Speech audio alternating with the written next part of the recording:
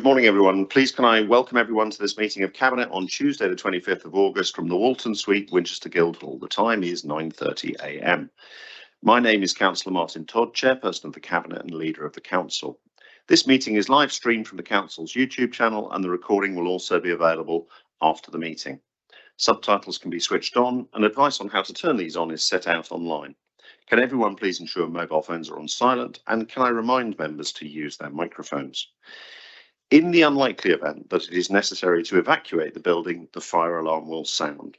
Please follow all the instructions given to you by our team. Please note that there is a fire alarm test scheduled for about 10:15 a.m. this morning. Can I invite the members of the public to the meeting this morning? We will invite you forward when it is time for you to make your contribution. Turning to the agenda, the first item is apologies for absence. I have apologies from Councillor Becker and Councillor Reach. The second item is membership of Cabinet bodies. We have an agenda item to appoint a deputy to Hampshire and the Solent Combined County Authority Planning Advisory Board. And I would propose that Councillor Brian Laming is appointed. Do you agree with that? Thank you very much indeed. In terms of disclosures of interest, I need to declare that I have a disclosable pecuniary interest in respect of items 8 and 9 on the agenda due to my additional role as Hampshire County Councillor. However, as there is no material conflict of interest regarding these items, I have a dispensation granted by the Audit and Governance Committee that enables me to speak and vote on these matters. Councillor Porter. Thank you. I also need to declare that I have the same disclosable pecuniary interest in respect of items 8 and 9 on the agenda due to my additional role as a Hampshire County Councillor. There is no material conflict of interest regarding these, so I have a dispensation granted by the Audience and Governance Committee. Enables me to speak and vote on these matters today. Thank you. Thank you very much indeed. Any other declarations of interest? No. I have the next item is request from councillors to speak. I have Councillor Lee, Councillor Horrell wanting to speak on all items, and Councillor Godfrey wanting to speak on items 8 and 9, and I will call you forward when we get to those agenda items. I think you also want to speak on exempt session, but we'll take a read as to whether we go into exempt or not. Public participation, I have Mr. Tate, who wishes to speak on items 8 and 9. And again, I'll call you forward at that point. Moving on to item 6 on the agenda, which is minutes of the previous meeting. Cabinet, are you happy to agree the minutes as a correct record? Great. Thank you very much indeed. Item 7 is Cabinet and Leader and Cabinet member announcements. I don't have any announcements. Does anybody else? I had a chance to say what I felt like saying at full council a couple of days ago, and we've got another cabinet fairly soon. So now we move on to the first item of the first paper for agreement, which is the St Peter's car park proposed affordable housing scheme, which I will introduce since unfortunately Councillor Reach can't be here today. So this report is seeking approval to proceed with the pre-planning works towards developing St Peter's car park for affordable homes. The site was originally purchased for this purpose. I don't know exactly when, but the school vacated the site in about 1970. So it's taken quite a few decades to get to this point. We've been clear for some time in Reg 18 and Reg 19 that this site was considered for housing in the council plan, and delivering against the numbers in this proposal will take us past 500 of the 1,000 council houses that we've been aiming to build or acquire since 2019. The original local plan allocation was about 30 dwellings, but our own policy D6 brownfield development and making best use of land, and the new NPPF policy L3, achieving appropriate densities, amongst others, mean that we are meant to use the land most productively. So this plan is more ambitious. At this stage, the initial capacity study suggests we can get 44 dwellings on the site. And as a reminder for those of you who've forgotten policy D6, which we all passed earlier this year, the local planning authority will expect higher densities where appropriate on sites which have good access to facilities and public transport, particularly within the urban areas. The development potential of all sites should be optimised, consistent with the need to promote the delivery of high quality, well-designed places. And as far as L3 is concerned, it's also less than half a mile from so-called well-connected railway station, with a service frequency more than twice the minimum required, less than 10 minutes walk. And so that part of NPPF policy L3 also applies.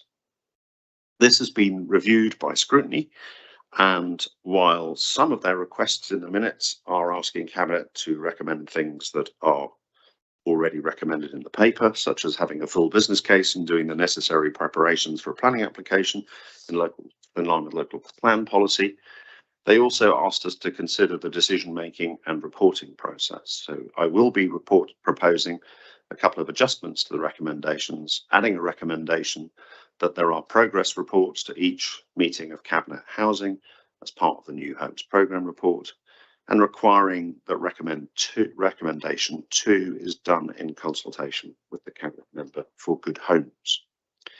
But before we get to that, I know we have some members of the public and councillors who want to speak. So can I please ask Mr. Tate to come forward and make his comments?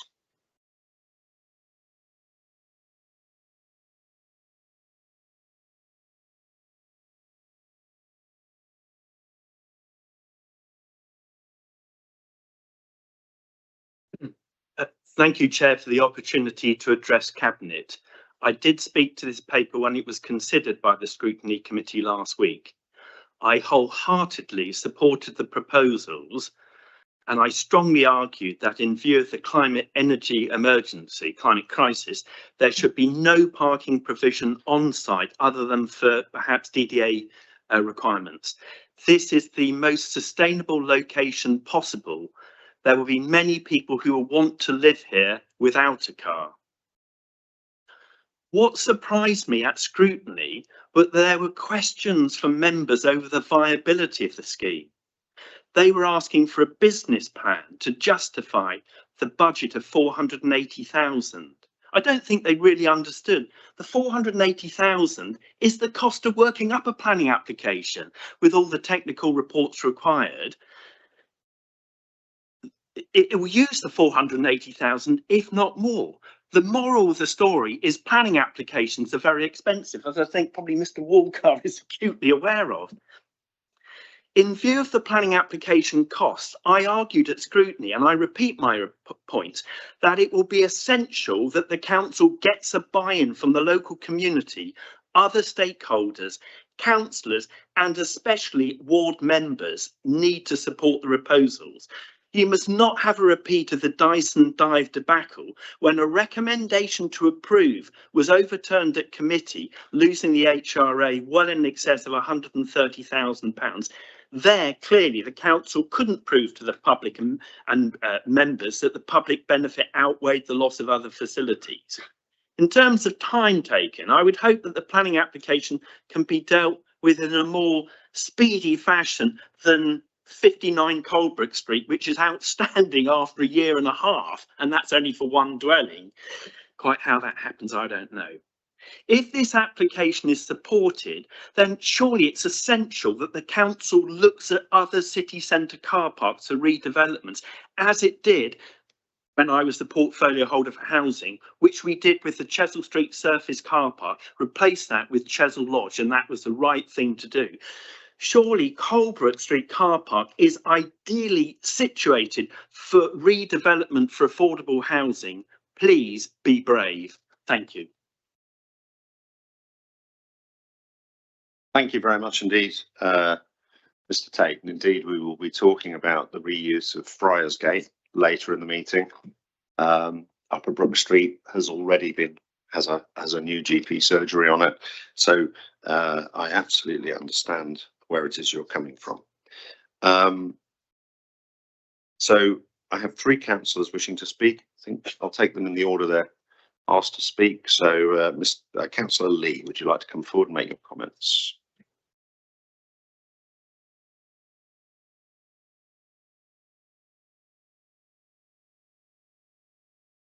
Thank you, Leader. Good morning, Cabinet. I support the principle of using this brownfield site for housing, and particularly for genuinely affordable council and social rented housing. Indeed, the case for social rent should be central to this scheme, especially given that the site was originally acquired for council housing. Unfortunately, there is currently no firm commitment that these homes will be provided as social rent rather than merely affordable level. That distinction matters. Winchester's own housing needs evidence identifies a clear need for social rented housing. Among households unable to afford market housing, around 29% could afford social rent, but not affordable rent, while a further 46% would require benefit support or have to spend more than 30% of their income on housing. During a time of budget pressures on individuals and households, we need to consider that carefully. And the Council's own housing development strategy now identifies social rent as a priority. So if we are potentially committing substantial public subsidy, including potentially millions of pounds of S106 funding, surely we should be seeking the most genuinely affordable tenure for those in greatest housing need. Can Cabinet therefore clarify what proportion of the proposed homes could be let at social rent, and whether maximising social rent and council housing be explicit objective in the final business case? But supporting the development does not mean we should approve expenditure without appropriate financial gateways and safeguards, as mentioned by scrutiny. Thankfully, scrutiny has marginally strengthened the position since the report was drafted. The report asks Cabinet today to authorise 480k for professional fees and so on. Yet the final business case will not come back until after tenders have been evaluated, probably in 2027-28, under the shadow of successor authority. The report itself acknowledges that some of this expenditure could therefore prove abortive. Scrutiny specifically asks for a Cabinet decision point before the planning application is submitted, setting up estimated costs and so on. Will Cabinet accept the recommendation today? And I believe there's an indication you will, and amend and qualify the recommendations accordingly. Otherwise, there appears to be a clear distinction between what scrutiny has requested and the delegation Cabinet is being asked to approve. And this matters because 480k should buy us evidence, not momentum, that becomes difficult to stop if need be. Second, what is the likely total of financial exposure? The 480k is only the entry point. The report indicates that when government grants around 8 million of Section 106 affordable housing commuted subsidies may ultimately be required, scrutiny rightly asks for the final business case to show the full development costs and some sensitivity analysis and HRA capacity. Can Cabinet confirm that the current uncommitted balance of eligible affordable housing funding and whether an £8 million call on the resources could constrain other affordable housing schemes across the district? This seems particularly important, and this was a question I didn't get answered at scrutiny, given the Council's own internal audit findings about weaknesses in recording and reporting of S106 contributions. And before the next gateway, can we have a quantified assessment of how many journeys are expected to transfer to other city car parks or park and ride? How many disappear altogether, and crucially, what the net annual general fund impact will be? And then turning to site risk, this is not a straightforward site. There are high groundwater, flooding, archaeology, possible contamination, conservation area, culverts, St. Swithin's Way, and access issues. These investigations could materially affect viability, affordability, and timescale. Can Cabinet therefore commit to the explicit stop-go gateway once these investigations are sufficiently advanced? The local plan is for 30 dwellings. The emerging capacity, as you mentioned, Leader, suggests 40 flats and 4 houses. This is materially more intensive proposition. Yes, this complies with our local plan policy D6 and the MPPF LS. But I did ask, and I think we should be asking Cabinet to confirm that consultation will be on the actual emerging scheme rather than relying principally on the consultation around the earlier 30 homes allocation. Chair, my position is supportive, but conditional. And before a planning application is submitted and the cost clock speeds up for substantial further committed expenditure, we should take the opportunity to consider the evidence to decide whether the scheme is viable and affordable. We should do this in a smart way that doesn't delay the important need to deliver the housing shortages and address the traffic problems in the city. Thank you.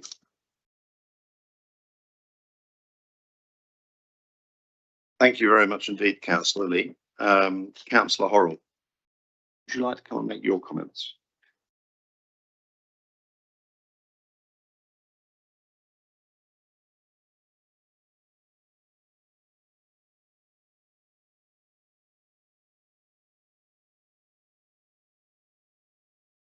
Chair, thank you for allowing me to address Cabinet this morning, and I'm speaking as the Deputy Chair of Scrutiny, and just wanted to reiterate some of the points that we discussed at our meeting last week.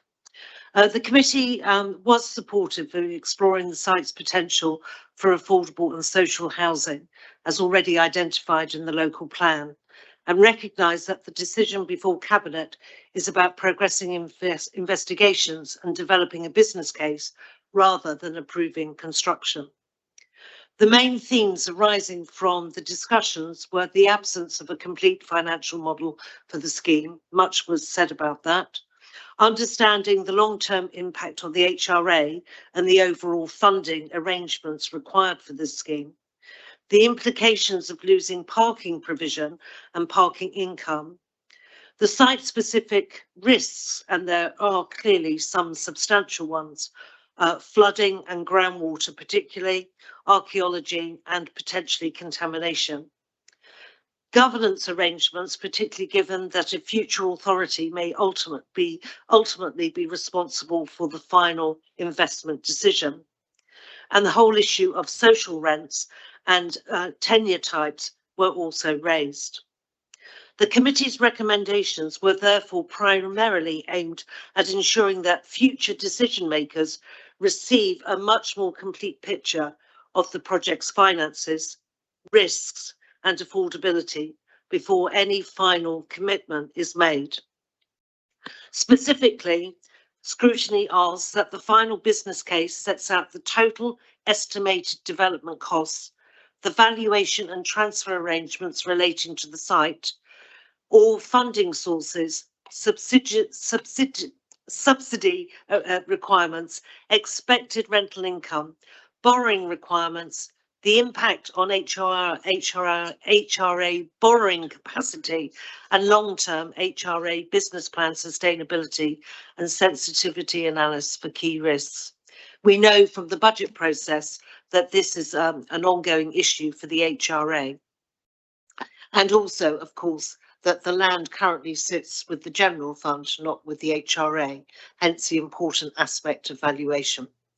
That the final business case provides an assessment of the impact on parking provision, parking income, and any consequential effects on the general fund. That the final business case includes an assessment of site-specific risks identified through the investigation phase that you intend to conduct. And that obviously particularly relates, as I said earlier, to groundwater and flooding. And any associated mitigation measures, together with an explanation of the impact of those risks on scheme viability, affordability, and delivery timescales. The Cabinet receives the decision point before planning application is submitted, setting out estimated development costs, funding sources, and subsidy requirements, together with decision gateways at which the continuing viability and affordability of the scheme can be reviewed before further expenditure is committed.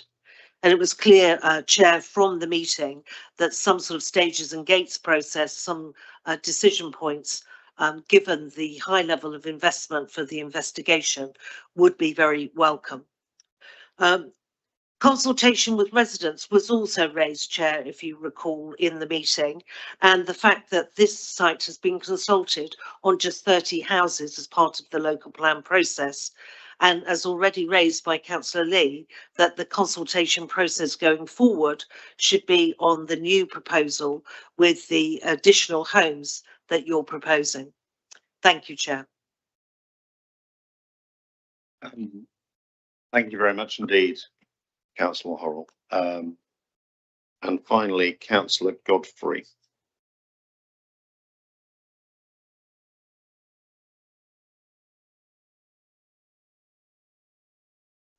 Thank you and good morning. While I'm supportive of using brownfield sites for delivering housing wherever possible, I did raise my concerns about the mitigation of some risks associated with the proposals in this paper last week at Scrutiny Committee. I want to raise those concerns again today, as I do not believe that the answers given to the Scrutiny Committee gave me any reassurance, nor did they provide any real answers to indicate that the risks had been properly considered. The risk of groundwater flooding in this area is well known. It is the main reason why the Catholic school that gave the area its name was not rebuilt on the site in the early 80s.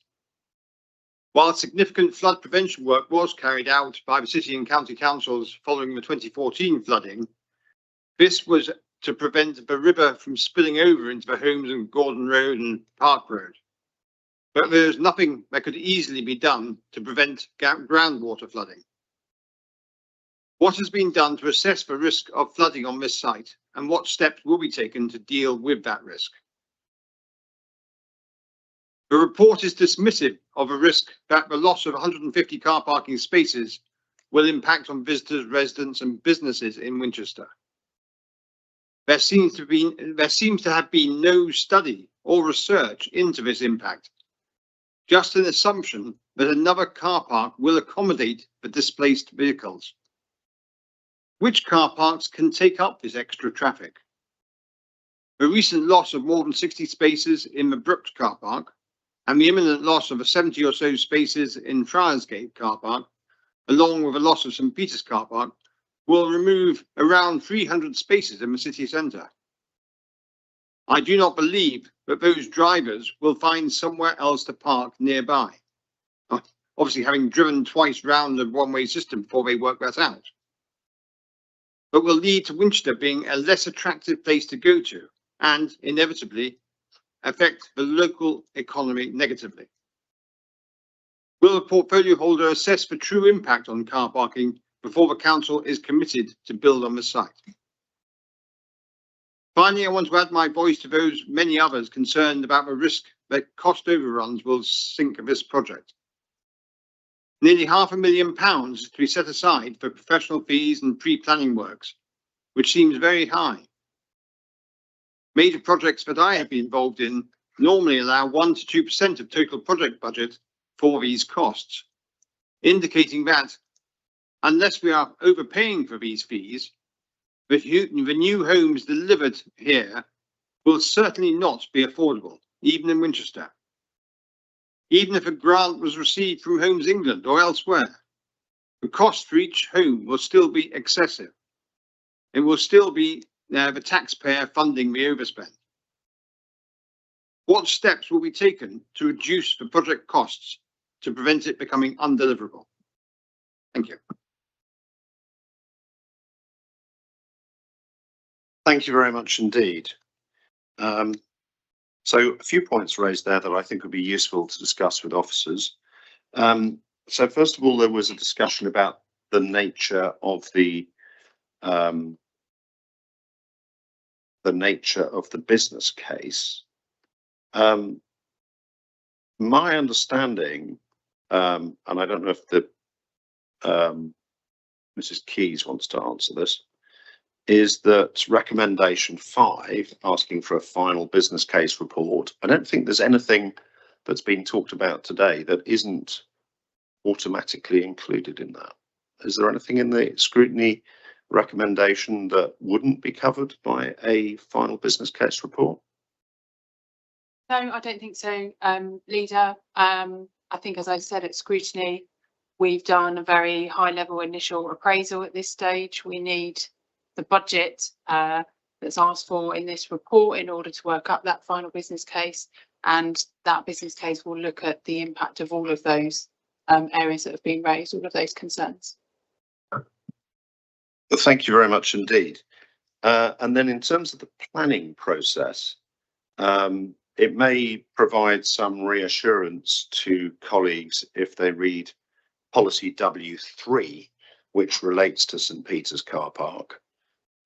Since, for example, that requires consultation as part of the process, policy 1. It requires consideration of transport. It requires a specific flood risk assessment. So I think many of the points that have been required or discussed by scrutiny in terms of the planning application are required by policy W3, which we passed earlier this year. And again, is there anything that isn't covered by that, that needs a more careful look? I mean, I think the one question that we might want, that we do need a clear picture on, is how car parking is going to work as the new North Park and Ride comes online, and as but presumably understanding with a bit more granularity how the closure of this car park and potentially Friars Gate as well knock on to other areas is part of the business case process.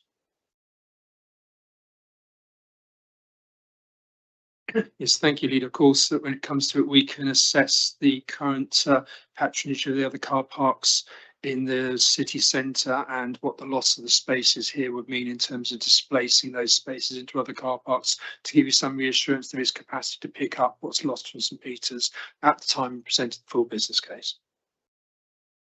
I mean, the two obvious ones that will pick things up if people sort of drive along not expecting it to be closed will be River Park and Derngate, which obviously after local government reorganisation will sit within the same organisation. The ones that we need to maybe intercept people who go into the one-way system are Worthy Lane and the North Park and Ride. Are the main ones there that we need to make sure that we understand how they're functioning. And I know that you that there's thought going as to how to make sure that we encourage use of the North Park and Ride when it comes on stream. Cabinet, are there any questions that you have about the paper in front of us today?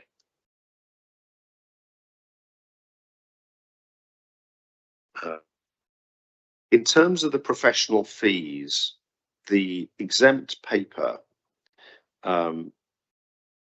is the place where the breakdown of those fees is discussed.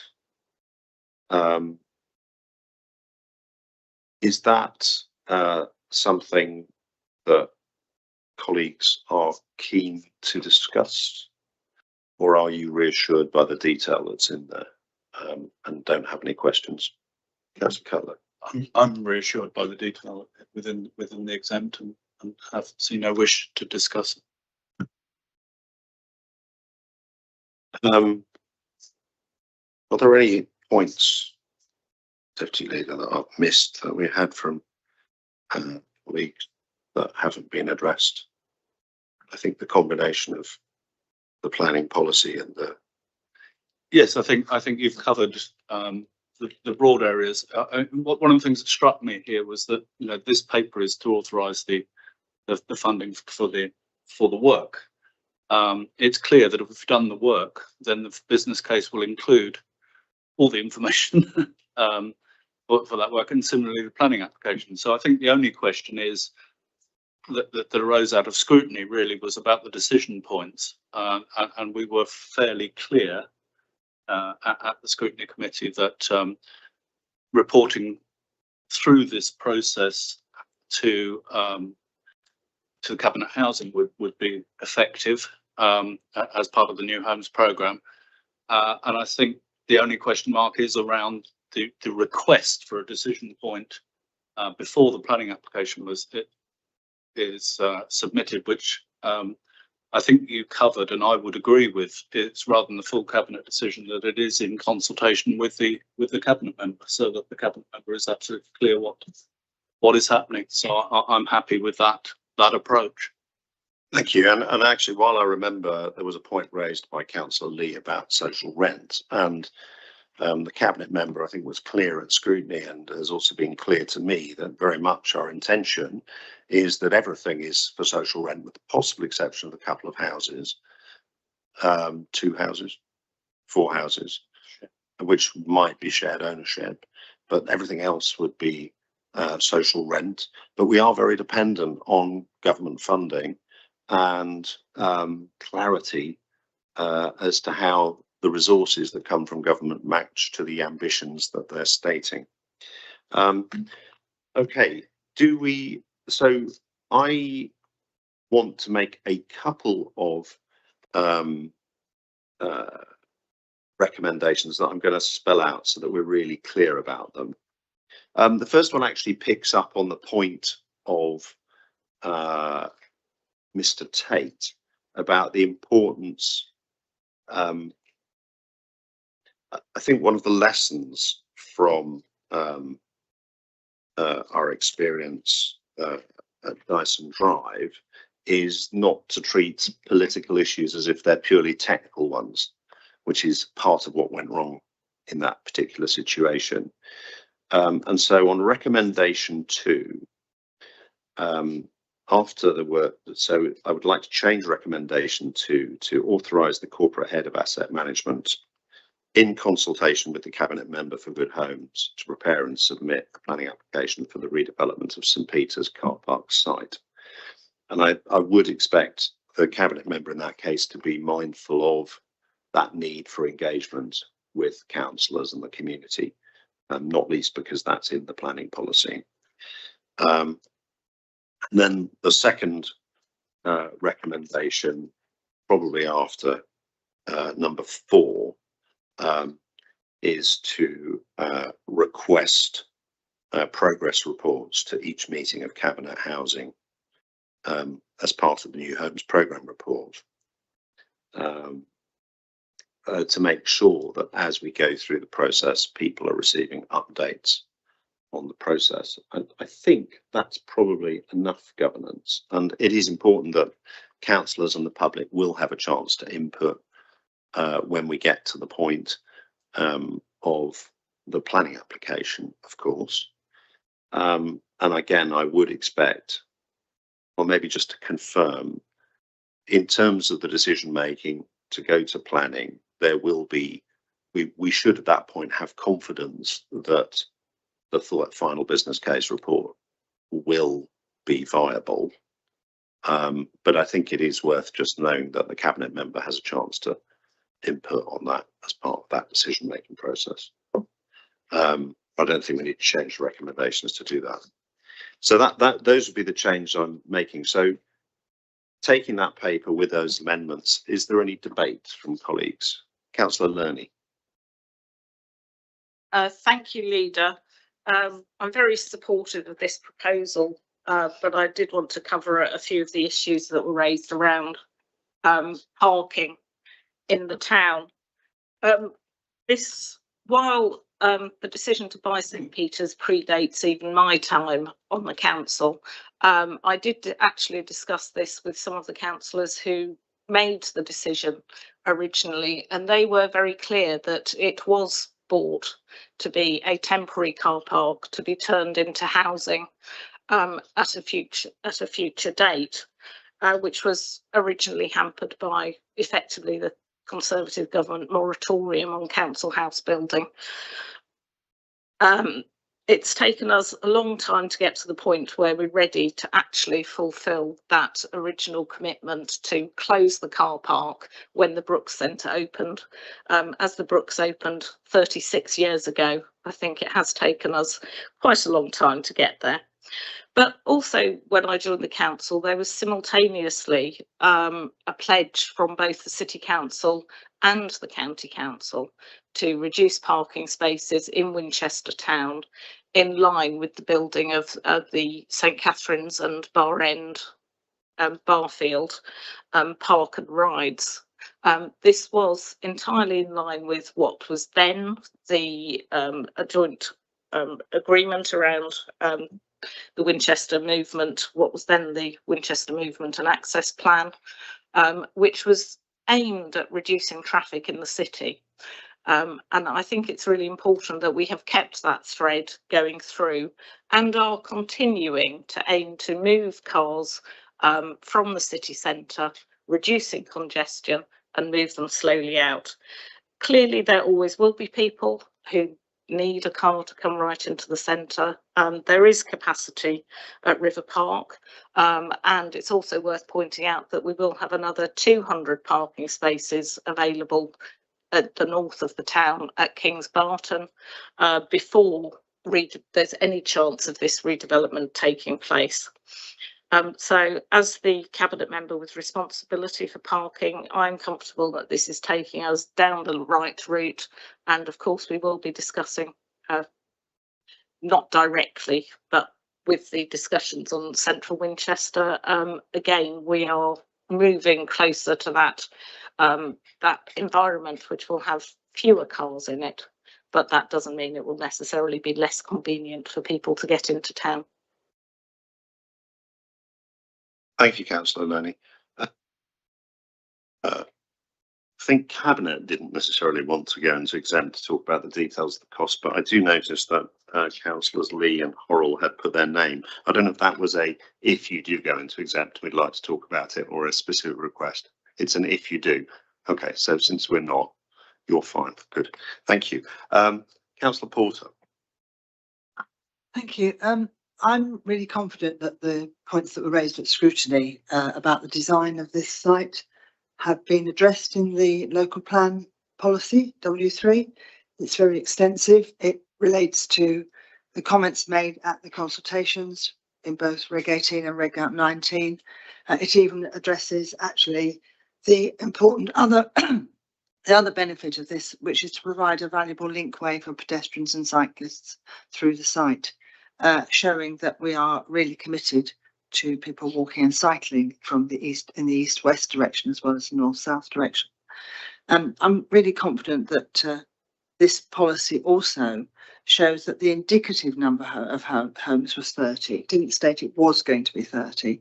And those 30 could have been 30 houses. In fact, it's more homes, but many may be smaller, which actually reflects much more accurately our housing need in the paper. And the other point is that, as you said, that there has been a recent consultation gone out, and I'm sure that we will discuss it as a community of councillors, as well as making a very clear response to this new recommendations. But it makes it very clear that we need to use sites near stations, which this is, and we also need to use car parks, which this is. It ticks both boxes. The very interesting point that I just wanted to bring out from the W3, though, was that it does say that it will be necessary to assess and consider and assess the need for car parking operation serving needs of the development. And it makes it very clear that that includes deliveries, etc., as well as potentially a car club. So I do think that these points will be brought out in the work that's going to be going on. It needs to be done thoroughly, and I'm very pleased to be supporting this application. Well, it's not the application, the recommendation. Thank you very much indeed, Councillor Porter. Any other debate? What I'm hearing is that there's broad, strong support across the board. I appreciate the comments from scrutiny, and am reassured that with the adjustments made, that those points will be addressed. You know, we are absolutely committed as an administration to getting as many new council homes as we can afford. And this takes us over halfway, assuming we get to the point of building them. This will take us over halfway towards our goal of 1,000 new council houses. There were some considered points made by colleagues, which I think we have the process in place and the recommendations in place to address. So I'm strongly supportive. Cabinet, we have 5 recommendations: authorising capital expenditure of up to £480,000 for the professional fees, site investigative work and surveys; authorising the corporate head of asset management in consultation with the cabinet member for good homes, prepare and submit a planning application; authorising the corporate head of asset management to enter into the required planning and legal agreements to facilitate the granting of planning consent; authorising the corporate head of asset management to invite tenders to undertake design and build of the consented scheme, and to note that a final business report, including details of valuation and appropriation of the site from the general fund to the HRA, will be presented to Cabinet after tenders are evaluated and the final tender price is known, so that we can make a good decision about whether to proceed with the scheme and build out. So, Cabinet, do you agree with those recommendations? Yeah, sorry, just to remind you about the additional recommendation. Oh, sorry, and the additional recommendation, which was to request progress reports to each meeting of Cabinet Housing as part of the New Homes programme report. I did that one. Okay, so with the amendments as talked, Cabinet, with those amendments, do you agree? Great. Thank you very much indeed. So moving on, the next item for discussion is Central Winchester regeneration, which is described as being about an updated business case, but in practice, the recommendations are to approve the submission of the planning application as outlined in Appendix D, approve a capital budget and expenditure of up to £450,000 funded by prudential borrowing to enable surrender of the lease of the M&S car park, to enable proposed bus infrastructure to be provided, and then should negotiations for the surrender of the lease of the M&S car park be unsuccessful, resolving to exercise compulsory purchase powers to facilitate that, and the authorisations to go with that.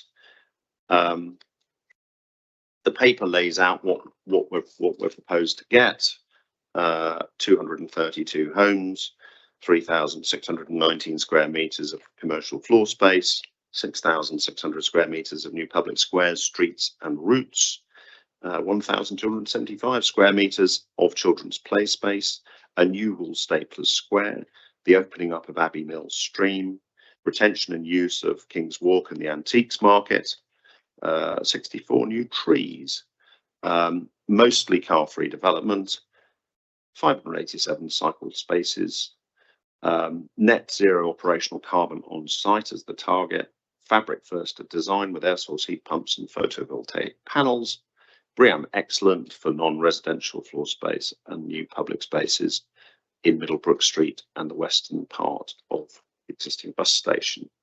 The paper also has an update on the business case, although that is not part of our decision, and outlines where we stand since the outline business case and outline and development partner business case that we considered in November 21 and March 2023.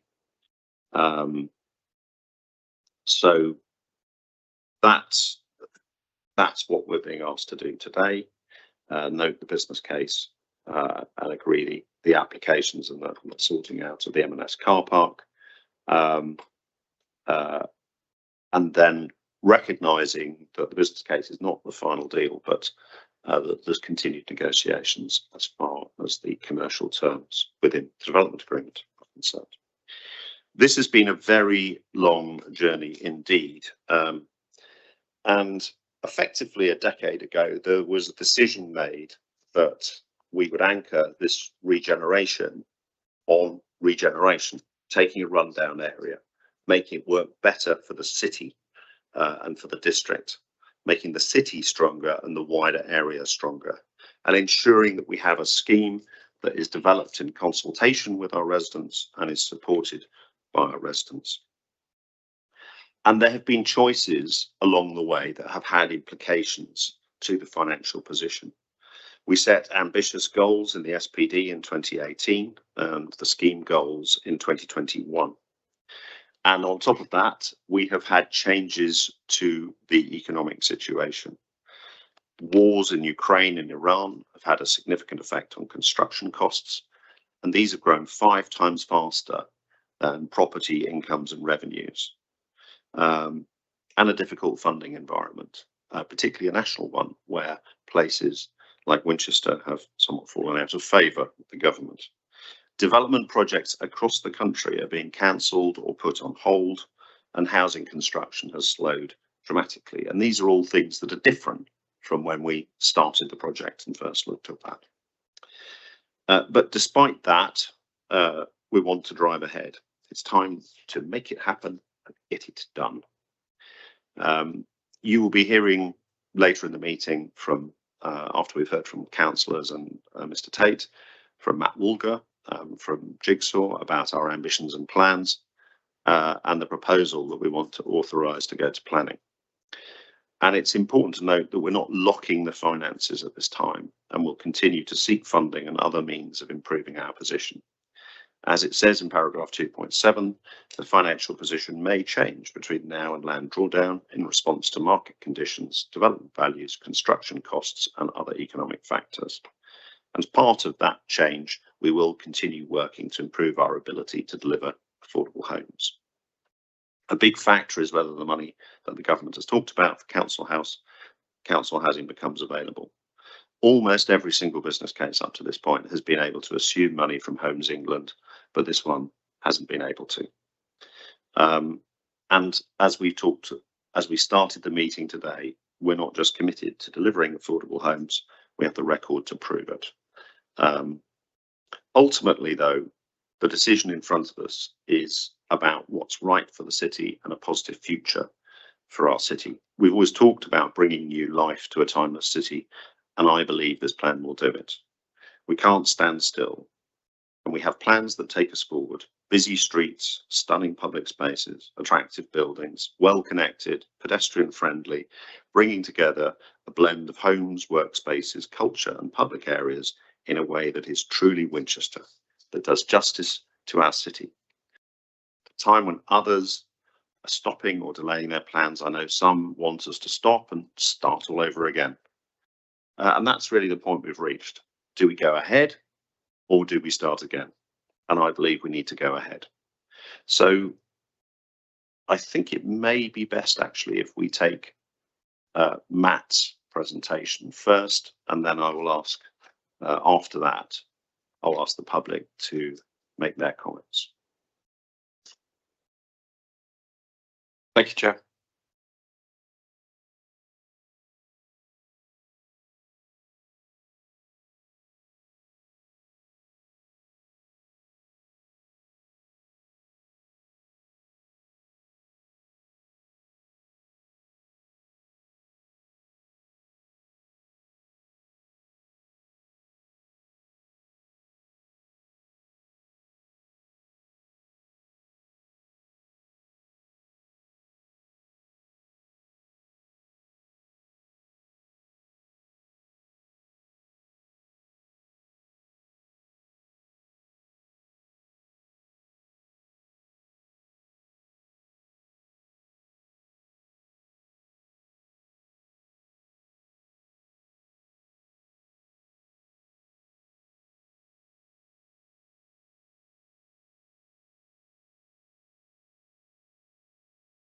Thank you.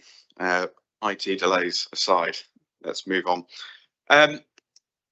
Before I delve into the slides, and Martin, thank you very much for setting out some of the elements contained within the report. There are some duplications within the slides that follow, so I'll try and be concise where I can. It may be worth me just starting by talking about the team that supports me and collaborates on this incredibly important opportunity. We aren't here approving a planning application, merely the decision to proceed in the final preparation of that planning application. And I thought it might be interesting for Cabinet to hear some of the contents that are coming forward. The application itself will contain approximately 50 different reports, detailed technical reports that cover a vast swathe of things from archaeology, daylight, sunlight, flood and many other things. This is an application where we have voluntarily elected to follow an environmental impact assessment. Others may have chosen to try and screen out certain elements. We haven't. Alongside those 50 reports, themselves vast in depth, there will be approximately 80 odd drawings that go from sort of GA level as well as elevations and sections. And that's only for effectively half the site. we're bringing half the site forward in detail, the other half in outline. So in the preparation of all of that information, I sort of mulled over how many people are actually working with us on this project.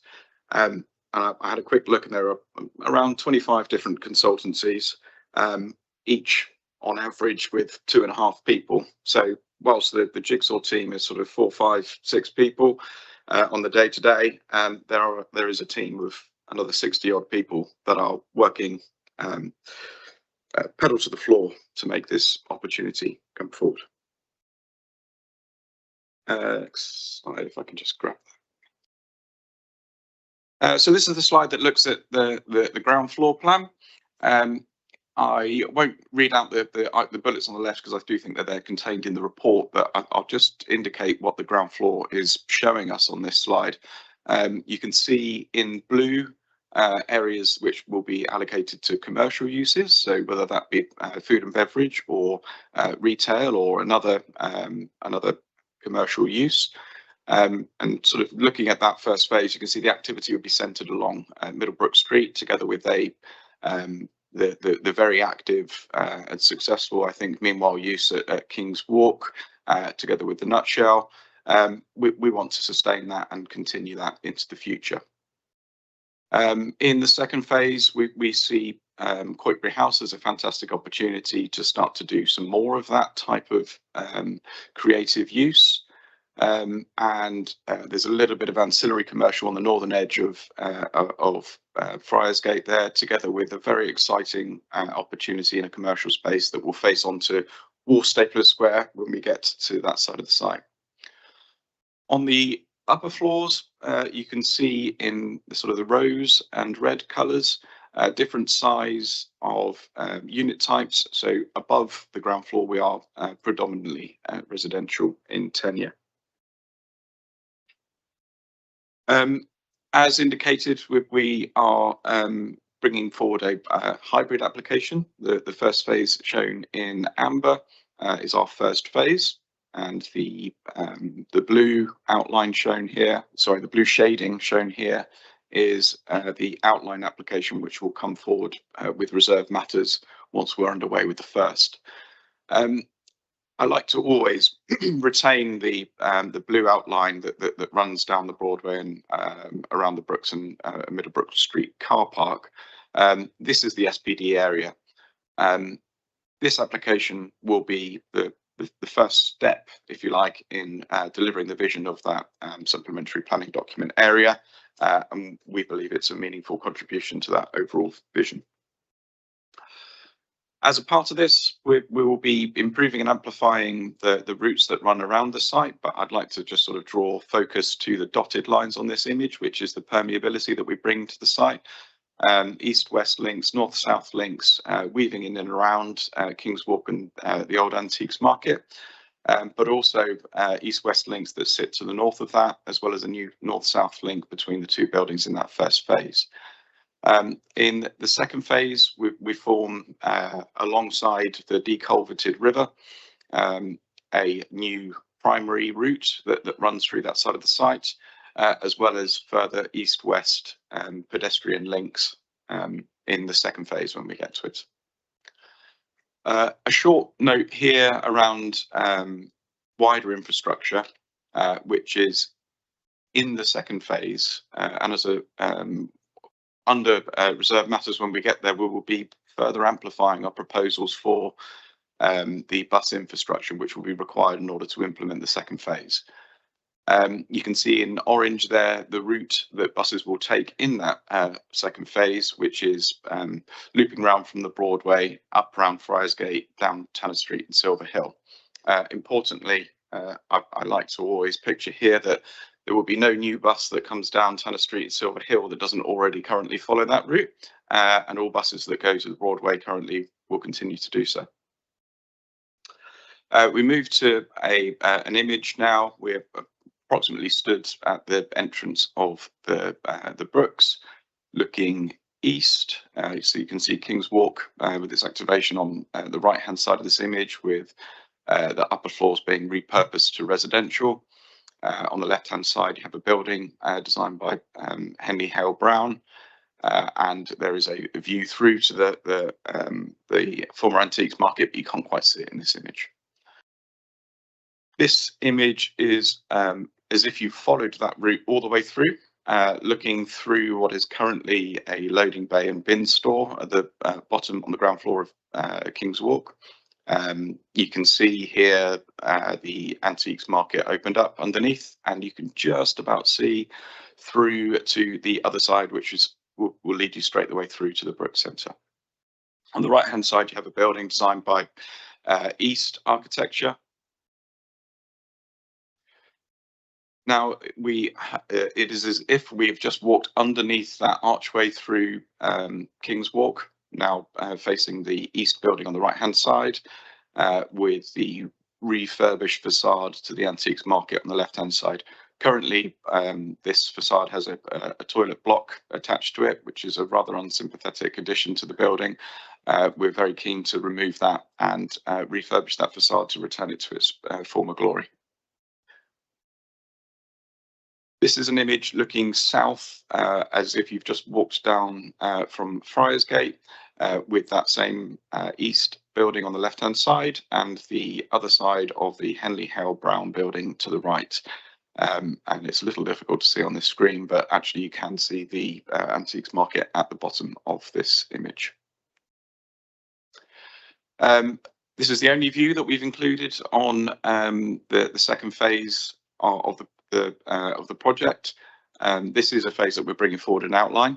We've known that it's incredibly important for us to start to imagine the character of this place, and so therefore we've sort of gone slightly further than perhaps planning would require us to do. But we needed to understand the character for our own understanding, and clearly we need to be able to communicate with people as to what these things might be in the future.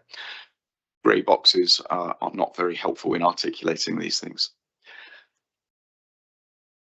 I think that's the final image, and bear with us as we just work through a little bit of IT to bring up a short animation.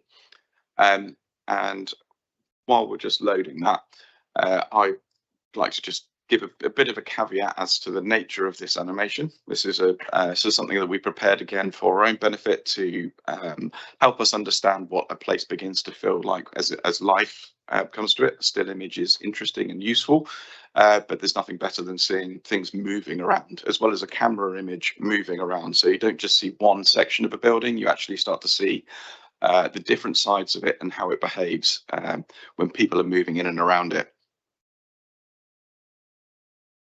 So this is an image looking east along Friarsgate, effectively with the Brooks behind you, or actually, bear with the artistic license, you're probably somewhere inside the Brooks in order to be able to see the building in the image. This is the building designed by Henley Hale Brown. You can see the commercial activity on the ground floor. We arrive at the very, I think, very beautiful arches that then open up the view through to the antiques market and create that east-west link, as well as the repurposed King's Walk for residential on the upper floors. And yeah, you end at the life and activity running along Silverhill.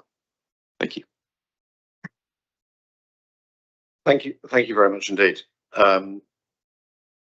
So we now move to public and councillor deputations or comments. Mr. Tate, would you like to come forward?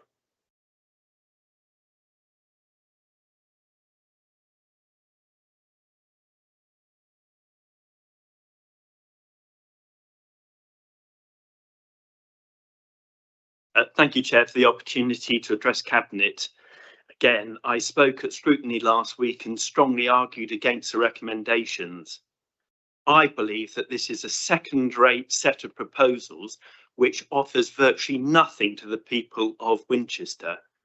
It is reprehensible that a council-led scheme has now dropped all the affordable housing on the basis of financial viability. These are weasel words and are not acceptable. The leader and Councillor Porter spoke at the Pitt Manor planning application in June last year and made big play of affordable housing and viability issues. You'll be eating your words. I've looked through the visuals. Appendix D. Truly Winchester, they have no, I've always asked, define what Winchester-ness is. Those visuals have absolutely nothing to do with Winchester. They don't relate to the Guildhall, they don't relate to the cathedral, they don't relate to the High Street. They are just anywhere buildings which are being given to Winchester.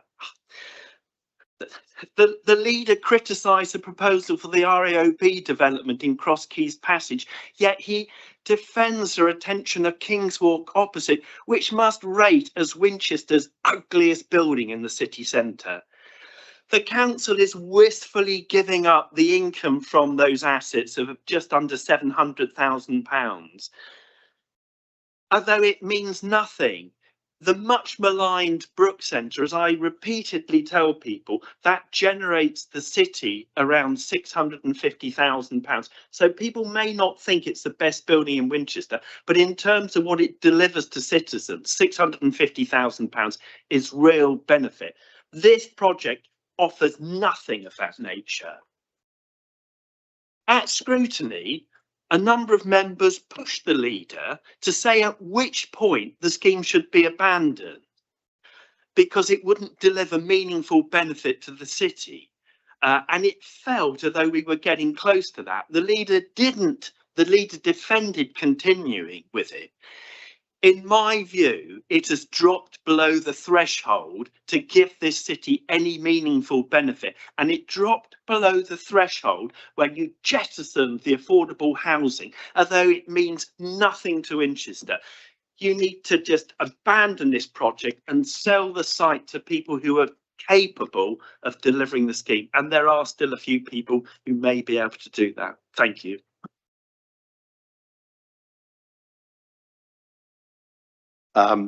Thank you very much indeed, Mr. Tate. Miss Councillor Lee.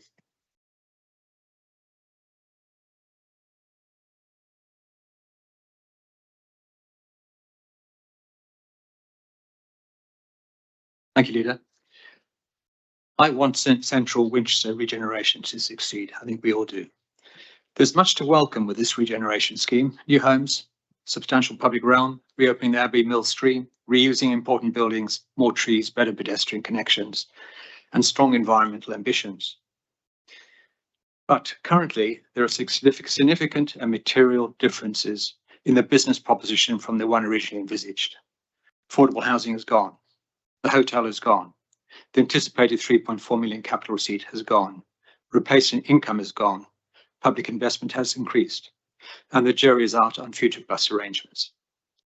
This does not necessarily make the scheme wrong, but it does mean Cabinet must explicitly satisfy itself that the remaining public benefits will still justify the increased public costs and risks. There are also important, unclear environmental and resilience issues, which I will come to. First, what is the council's total financial exposure? Are we seeing the whole picture? Without that, how can members properly judge value for money? Affordable housing, for me, is one of the most significant losses, as has already been highlighted. At a time of acute housing need, today, the current scheme delivers no affordable housing. Scrutiny has rightly asked that efforts continue to seek restoration. So what mechanisms will there be? Will ensure that if viability improves, that improvement restores the public benefit rather than simply increasing the developer returns? Will Cabinet require viability reviews at appropriate stages with affordable housing, a first call on material viability improvements? And next concern, design and build innovation, climate resilience and viability. I welcome the fabric first approach, heat pumps, photovoltaics, green and blue infrastructure, and the carbon ambitions. These buildings will still be occupied towards the end of the century. And following the full council's recent agreement to strengthen the focus on overheating, we should not only be building tomorrow's overheating and environmental and occupant problems today. There is a manifest heat island effect in the urban area. This is a large multi-phase scheme and therefore offers opportunities that smaller developments simply do not have. What assessments have been made of standardization, economy of scale, innovative design and build methods to reduce costs while improving environmental performance? Repeated components, panelized construction, prefabricated services, lower carbon materials, and potentially near-site manufacture could reduce waste, disruption, construction time, and cost while improving quality and energy performance. To clarify, I'm not suggesting environmental standards should compete with housing numbers or affordability. The challenge is to use innovation to improve viability, deliver more housing, strengthen environmental and occupant resilience, and help restore affordable housing.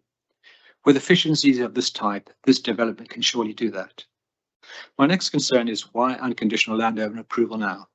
The report says negotiations with Jigsaw continue over profit levels in Para 2.5 and commercial terms because the council's contribution has increased while important public benefits have been reduced. All these negotiations materially improve the council's position. Why grant unconditional landowner approval for submission now? Could final approval instead be conditional upon securing improved commercial terms that properly reflect the council's increased contribution and reduced benefits? And can Cabinet please explain when is the decision point for compulsory purchases? So the central question remains that the one scrutiny has put before Cabinet. Do the revised public benefits still justify the revised public costs and risks? And I'd add one more important consideration.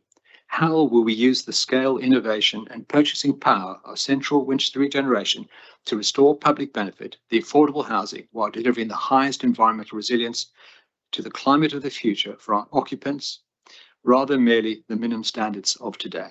Thank you. Thank you very much, Councillor Lee. Councillor Horrell.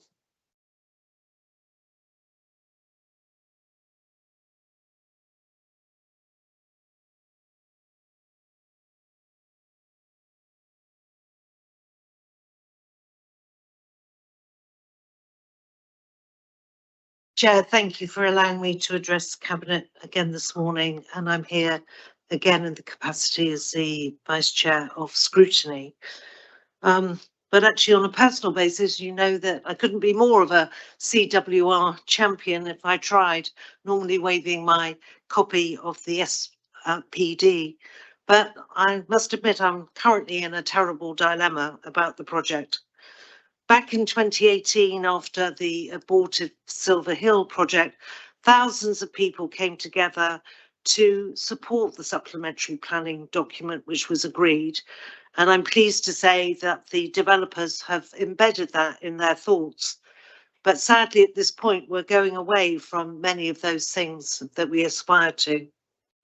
The Scrutiny Committee's discussion focused on how the scheme has evolved since the original business case, together with the implications of those changes. And a reoccurring theme throughout the debate was that a number of very significant elements of the original proposition are no longer expected to be delivered. Affordable housing was clearly a much discussed item, and particularly as this is our own land. To not have any is a huge, huge gap. Hotel accommodation to drive economic growth, that now has also gone. A capital receipt to the council in the original business case, now no land value. And although the developers and others were asked to look at replacement income opportunities for the current £650,000 per annum from current occupiers, no material change and therefore no further income. At the same time, officers argued that the wider regeneration, economic and public realm benefits continue to justify proceeding. The committee acknowledged that a number of significant elements of the original proposition are no longer expected to be delivered, and that there was a majority support for continuing to progress the scheme. Members, though, asked for some very specific things to be addressed as part of the next stage of the project. The committee agreed that the Cabinet should consider and record whether the regeneration benefits of the revised scheme continue to justify the level of public investment, acknowledging the significant changes to the business case, including the loss of affordable housing, hotel accommodation, the capital receipt and replacement income. It also asks the Cabinet to consider the financial implications of the project, including the loss of existing income streams, the additional SIL contributions that are necessary, and the absence of the capital receipt. And that Cabinet continues to look for opportunities to improve the business case from where we are today, to maximise public benefit, including the potential reintroduction of affordable housing, which I know still is crucial for many people.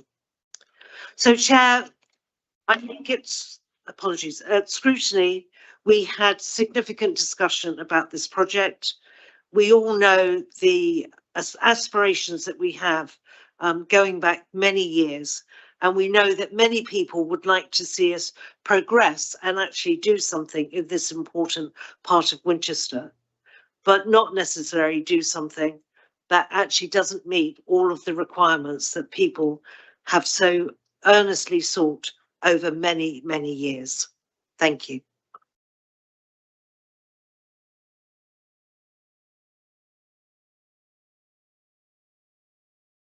Thank you very much. And Councillor Godfrey.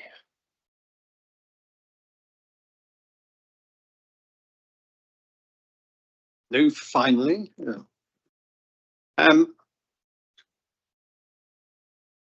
Yeah. Thank you very much. Last week I asked the Scrutiny Committee to look at alternative approaches to the use of £30 million of public funds.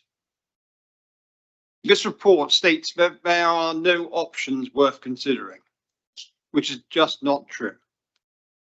The option to change track or even pause the project might be embarrassing, but must be considered. The business case states that there is no cost to the public purse of going forward with this scheme. Again, this is simply not true.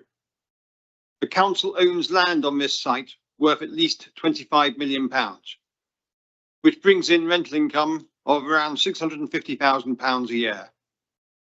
And there's another £4.5 million of district SIL being thrown in. The decision recommended today will give away £30 million of public money and land to the developer, with no prospect of financial benefit to the council. Are there really no alternatives to spending that much public money? The business case states that the loss of £650,000 per annum will not be missed by this council, but the loss of that income will be bitterly missed by the unitary council that replaces it in less than 2 years' time, when it tries to find the income to pay for all the burdens that the government is placing on local government. Rushing a decision to give away this land and its income before a new unitary council emerges is the worst type of short-termism. Do you think that the new unitary council would not make the same decision as you're proposing today? Do you agree with me that the financial case is actually based on inferior and subjective assessments that would be rejected by anyone taking an objective and long-term view? And even after all the £30 million of public money has been ploughed in, the developers are struggling to make this scheme viable. The proposal to provide no affordable housing, required by both the development agreement and our planning policies, clearly indicates that the developer is starting a scheme with a barely marginal viability. How sensitive is a financial case for the developers to an increase in construction costs, that, as Leader said, have gone up by 30% since 2020?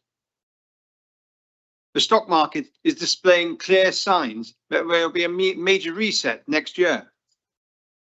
If there is the forecast financial crash, how likely is this scheme that starts on such a precarious basis to survive a review by its financial backers, who will be looking to cut any project that is not definitely going to make money? And what is Winchester getting for the £30 million it is putting in? No affordable housing, no income streams to replace the 650k per annum lost, no prospect of capital return in the future, no hotel to boost local businesses, no community space, no bus station, no obvious environmental improvements, no passageways that will lead people anywhere that they will want to go. Half the most unattractive buildings are not even being replaced. Virtually no new jobs are being created, and those that are, according to the business case, will not bring sufficient income to allow the workers to afford to live in Winchester, let alone live in one of the swanky new Silver Hill apartments. Approving a recommendation today should not be straightforward. The Cabinet should not be rushing through a clearly suboptimal scheme just to avoid scrutiny by a competent authority. Thank you.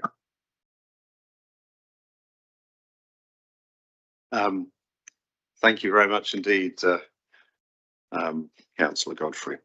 I'm thinking back to that day in 2018 where Councillor Thompson proposed and I seconded the motion to kill your scheme. Anyway, moving on to the issues that have been raised, and there's quite a lot to talk about. Maybe we start, and this would be a question to Mr. Hendy, I think, which is there's a discussion about restarting. It's taken 9.5 years to get to this point from the previous stopping of the programme, because it started with the process of forming an SPD, which has actually shaped a lot of the finances going forward.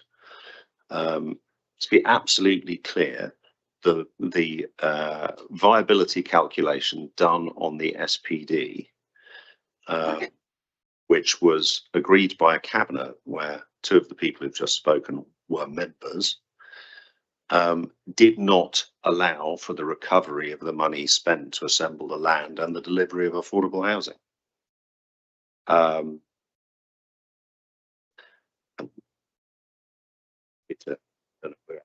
There's papers in the public domain. It's quite a long time now.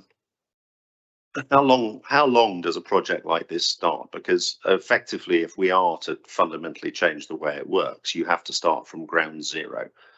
Do we have a sense of how long that would be? I think the other thing to bear in mind, Leader, is we're actually in a development agreement with Jigsaw, which places obligations on the council to act feasibly in terms of the progression of this scheme. So it wouldn't simply be a case of you deciding today that you don't want to progress this. We'd have to give you advice about what the implications of that are, and they're not in this report at the moment. There would be obligations on the council to deal with its responsibilities in the development agreement if you took that decision. So actually, it's quite aside from the. And we are talking years, possibly a decade, to get back to where we are today. There would be significant financial implications as a result of not acting reasonably under the terms of our current development agreement. One of the other points that was touched on, I realise this is a thorny issue, by Mr. Tate, was Winchesterness. So I know that Jigsaw has thought about this, and it is less about architectural style than it is about public spaces. A lot of what goes on in Winchester, because there's no policy for Winchesterness that tells you to build a Guildhall in the style of a French chateau. Do you have views on Winchesterness, and could you just outline how you think that particular objective has been achieved? I think there'll be further detailed response to that in our planning application, which comes forward later on in the year. But my own personal take on that is, I think about the small alleyways and routes through Winchester. I think about the tight knit spaces like the square. I think bizarrely, like Crosskeys Passage, little routes, little avenues that take you to different places. I think are very, very characteristic of Winchester, and I believe that we've started to weave some of those in, or we have woven them in to our proposals, both in the first and second phase. There's a lot about materiality, and I'd like to think that we're responding to that. But all of this will be amplified in our application later on in the year. Thank you very much indeed. While we're on the subject of materiality, there was conversation from Councillor Lee about overheating and about new construction methods. I mean, are we going to have sunshades, or what is your thinking on the subject of overheating and construction methods? We're working through our TM59 calculations, which look at it's the technical exercise that's undertaken to identify any homes which might overheat. That the policy requirements of that actually don't require you to look as far in the future as we've chosen to. We're choosing to look at using, I mean, I'm at risk of going into technical detail here where I find myself immediately out of depth, but the weather file that we've asked our consultants to look at is further into the future, that does forecast further hot summers. And to assess against that, for our own knowledge, our own confidence and safety, that we're making the right decisions for how homes will be heated. Solar shading, I can say, is still under investigation. We have made decisions about locations of balconies and things like that. It's one of the very easiest and most straightforward things that you can do, certainly for west-facing homes. Assessed against the current weather file, we don't have any homes that overheat.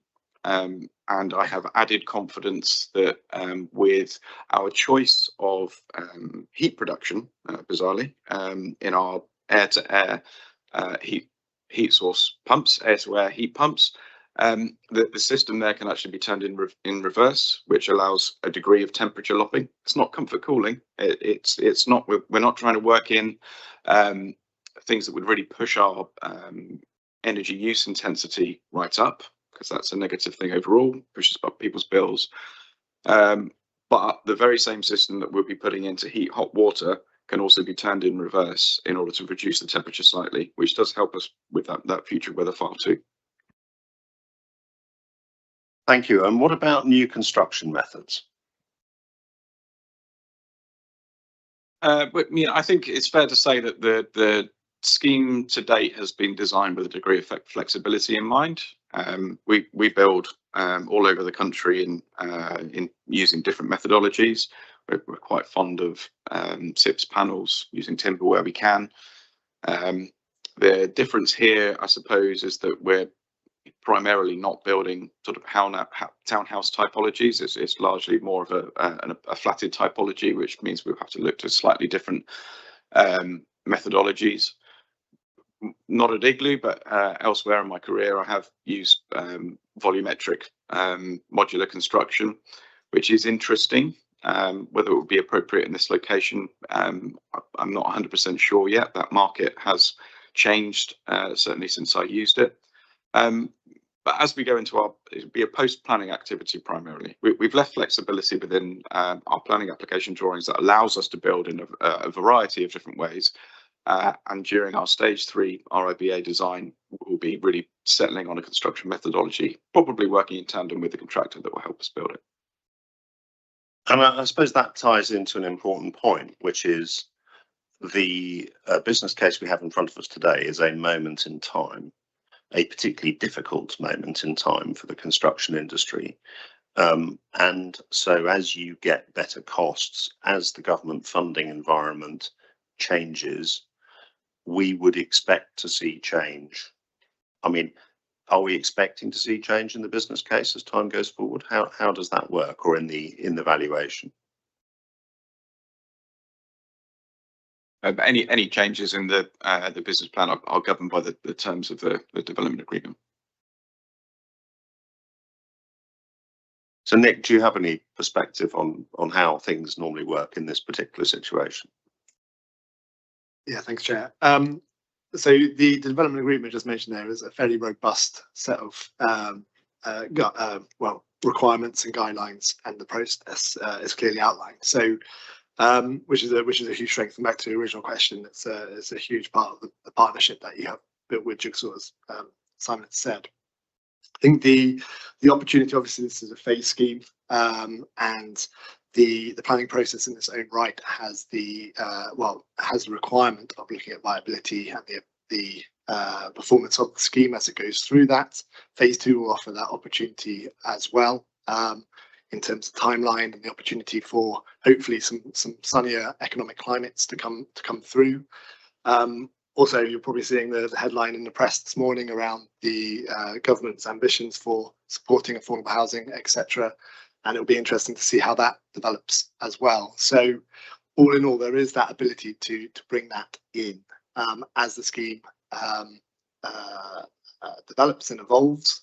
And as always with these things, it will always be a case of how you want to balance that trade-off between what you're getting in the round in terms of the regeneration benefits, the environmental sustainability and financial benefits as well. I mean, that's quite an important point, I suppose, because there have been choices made along the way, which have led, if you were pursuing to make as much money as possible, you would have made different choices. I mean, the SPD put constraints on in terms of expectations of public space, height, other such things, architectural quality, which reduced the value as a pure financial exercise, but increased the quality for the city. I mean, one of the things that's been touched on is the hotel. That was in the outline business case in December 2021. I don't think it was in Jigsaw's proposal, which when we appointed you in March 2023, although I think you've since looked at it, and it wasn't in the April 24 development agreement. It certainly wasn't in the development delivery plan in March 2025. I mean, perhaps take us through the hotel from your perspective, just for clarity. Thank you, Joe. Yeah, it's an interesting one. I mean, I think the introduction of a hotel building within the scheme would dramatically result in a large loss of the number of homes. Is one factor. You know, if you were to look at one of the buildings in the first phase, for example, approximately 50 homes in one of those buildings, that would generate a hotel of maybe 140 odd beds, something in that kind of realm. But suddenly the scheme is no longer sort of pursuing its target housing numbers as set out in the local plan. That's one factor. Another way to look at it is that with the Bank of England base rates where they are currently, all income generating assets are struggling to perform as well as a for sale asset in many ways. If you're investing in a 150 home hotel, you might be getting a 8-9% yield on that money, but you're also taking a huge financial risk.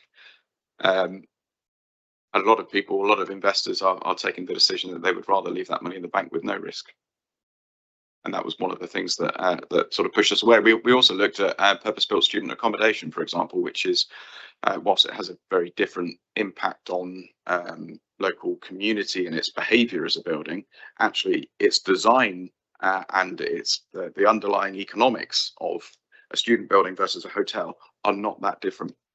And again, despite the two fantastic universities in the city, we were unable to build a business case that would compete with the route that we followed.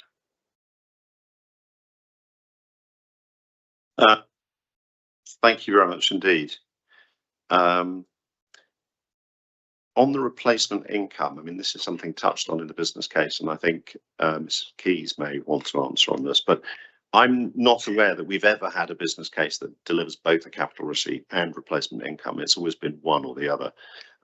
And one of the issues that was highlighted, I think, in the original, maybe wrong, but I think in the outline business case was that the income wasn't replaced in that. But where are we? And also, is it an upside estimate in terms of the potential income loss? Because I understand that a big proportion of that is a car park. And whereas we can have a discussion about whether people in St. Peter's will go to a different car park, I think it's implausible to say that if you get rid of Friars Gate, people won't be looking to park in Middlebrook Street or the Brook Centre. But where are we in terms of the finances and the revenues? On the first point of the question there around the business cases as they've been developed over time, I can't remember off the top of my head the timing, you'll have to forgive me, of all the different iterations that we've had. But certainly when we were going through the procurement exercise to get a development partner and entering into the development agreement, we set a challenge to the developer to look at ways that our income could be replaced. So at that stage, we knew that income was at risk, and as time has gone on and the scheme has developed, that's not been possible to do. The second part of the question around the lost revenue, what I've presented in the figures here, working with colleagues at 3110, is a worst case scenario around car parking income, because the financial case is all around setting out whether the scheme is affordable to the council going forward. So if I present to you a case that says we would lose all of that car parking income and it's still affordable, then that means that you should have the reassurance to continue with the scheme. I think we've covered most of, well, let's talk about affordable housing, because I know that is an issue that we're very concerned about, and it's also one where as a council we are very ambitious. We talked earlier today and some people are opposed to it, about I think 42 new houses on St Peter's car park, and obviously we have the recent decision to dispose of the depot, which will also deliver 82 or 84 new affordable homes. So what is the current context in terms of affordable housing? One of the things I did notice is that every single business case, apart from this one, includes government funding for affordable housing. Can you provide more perspective on where we are in terms of the funding environment, what the opportunities are, and whether there are realistic ways to pursue the addition of affordable homes to the mix?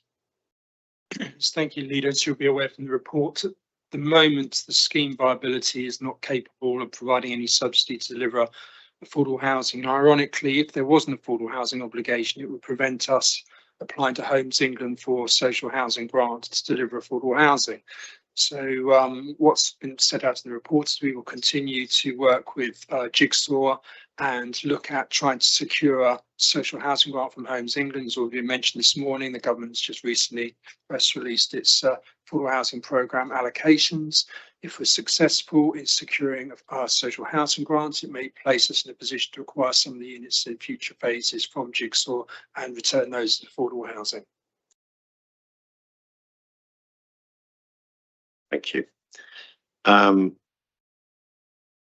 Do we have, so Cabinet, I think I've covered most of the questions. Do we have any questions from Cabinet that you'd like to ask in addition? Councillor Camoys. Yes, it may have been partially covered in the leader's introduction, but I'd just like to sort of surface here in a public forum if it's a question around the number of times that this project has been out for consultation since the SPD, which I think was in 2018. I mean, I can remember sort of 4 or 5, maybe 6 times when an iteration, a business, an early business plan, and then a more refined business plan each time. Can you just remind me of those phases that we've all been through and the opportunities that the public and councillors and anyone who's a stakeholder has had to be able to shape this plan? Thank you. I think I would struggle to put a number on it, but I'm quite happy to walk through my recollection. So on appointment, we had a town hall very quickly. We then launched on a series of sort of stakeholder themed workshops, as we called them at the time. Those were largely sort of co-creation sessions that included about 30 or 40 different people from the public. That report was subsequently made public on Commonplace, where we did a lot of mail outs to the districts in order to ask people to validate and comment on those themed workshops. We also then undertook a series of co-creation workshops with a series of further stakeholders, which then helped to set the primary themes complementary to the supplementary planning document. And all of this was prior to really having done any great detailed design development. We then summarised our findings within the development delivery plan, which was presented at a town hall downstairs, which set out and reiterated our intentions. And we then went out on a series of district roadshows. We have had, I've actually lost count the number of meetings we've had in the centre of Winchester, as well as going out to the district. We have engaged with schools, we've engaged with colleges, we've engaged with the university, and all of this will be summarised within our engagement report, which will form part of our statement of community involvement as a part of our planning application.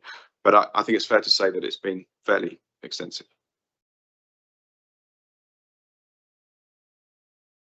In terms of that engagement, do people like what they've seen?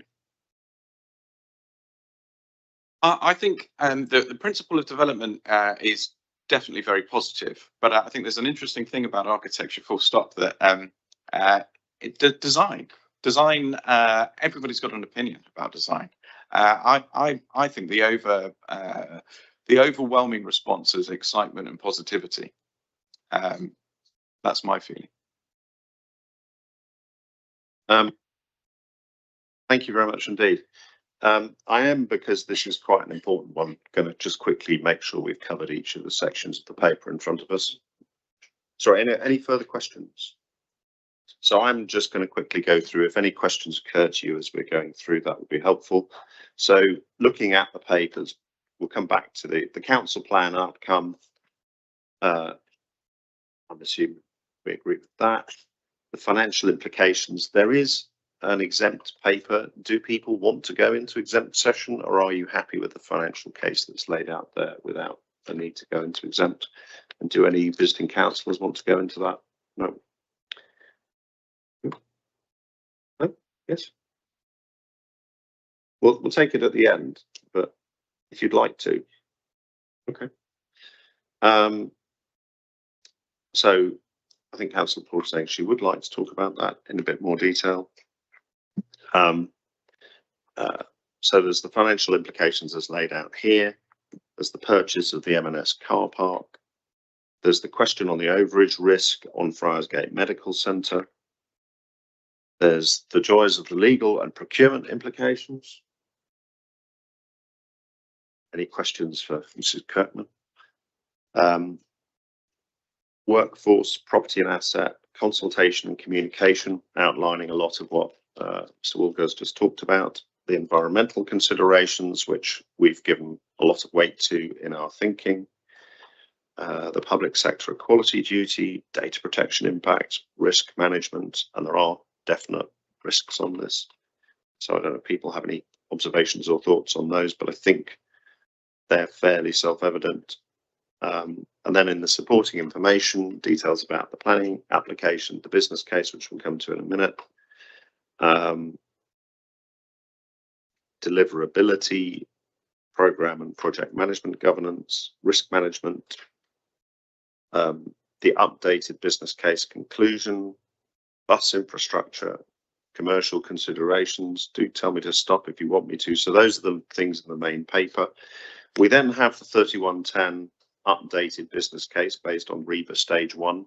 Do the different stages, we've heard reference to 2 and to 3, will that feed back into the business case as we narrow in the choices and have more understanding, or is it saved? When and how does the business case get updated? it can as the council's requirement, so it can be updated as if there are any movements or amendments in the final preparation of those designs and proposals for the scheme, then the business case can be updated to reflect that. Okay, so with Mr. Bakey. Just to make everybody clear, the financial model which sits behind the scheme that's governed by the development agreement has to be updated every quarter by the developer. So you will see on the joint working board that you're a member of, Leader, you will see a regular update on the financial performance of the scheme as we progress. Okay, so that's very helpful. So the financial model that is seen by the board every quarter is the one that updates frequently. And then if we get to a decision point and we need an update on the council on the full or the updated business case, that's when that happens. Okay, Ms. Keys.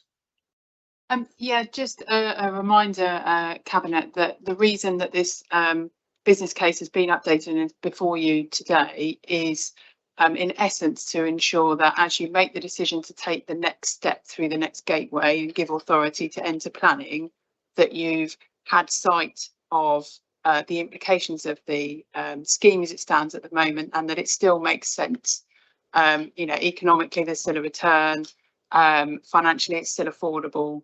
So the update has been summarised in the implications in the open report, and the detail of that is in the exempt appendix.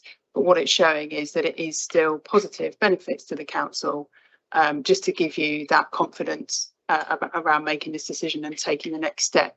So we wouldn't be planning to bring another full business case update to Cabinet until we get to another decision point.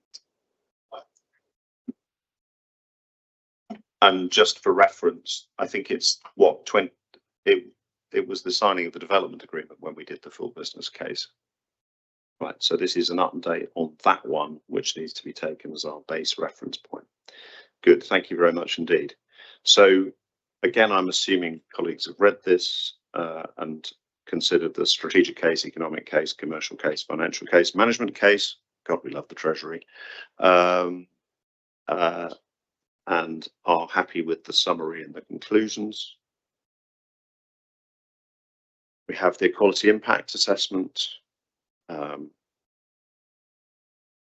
We have then the details of the planning application, although we've also had the presentation, and while we're taking a decision as the landowner in terms of what's being put forward, obviously the full review of that will happen through the planning process. We have more information on the M&S car park overview map and why that is needed on Appendix E. Appendix F is what the phasing plan, I think. And then Appendix G is, sorry, I'm just.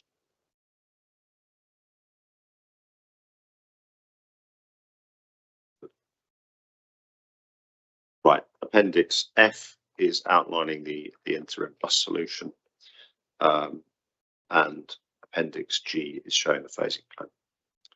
So those are all the papers in front of us. Councillor Porter, we also have the exempt appendix. I heard you say that you would like us to discuss that. Is that correct?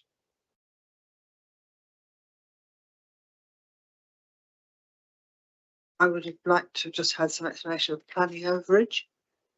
I believe that has okay, so I think to accept. I think the overage. Okay, well, let's see if we can.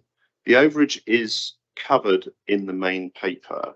So do it in general terms rather than specific maybe terms? we talk in general terms, and then if there's something more specific that you would like to understand. Okay. So the overage risk is on page 31 of the agenda pack, and it relates to the purchase of the former Friarsgate Medical Centre, where there was a deed of overage with a 15-year life to go with it. Who's best placed to talk to us about the overage arrangements? Let me pick her up. I'm just wondering, Councillor Porter, do you mean that overage or do you mean the overage provisions within the development agreement? I meant the ones that we've just been describing, the Friarsgate one. Okay, the Friarsgate one's not exempt, so we can talk freely about that. So that was just a very traditional approach when the council purchased Friarsgate Medical Centre, we had two overages, one from the NHS, which was paid in 2023. This one runs all the way through to 2033, and it prescribes a fixed amount of development on the Friarsgate site of just over 30,500 square feet. So anything above that then would impact the council or the developer having to pay that overage figure, and it was set in 2018 at £50 a square foot. It's more like it's been index linked as well, and it continues to be index linked via CPI all the way through until the expiry of the overage agreement in 2033. We've tried to estimate with finance colleagues how much it is, and I think the paper talks about how much it is at this point in time based on Jigsaw's proposals coming forward. We have, as part of the development agreement, Jigsaw are under an obligation to avoid paying that using all reasonable endeavours, and we continue to talk to them about that. I know the planning team have a view about, because primarily buildings at that far end of the scheme, the eastern end of the scheme next to the listed St John's buildings, that they have a little bit of concern about the heights. So we will have to wait and see what the formal part of the application is to see how much that is. But under current phasing, this will be one of the last bits that Jigsaw will build out, and the trigger is actually implementation of a valid planning permission for redevelopment.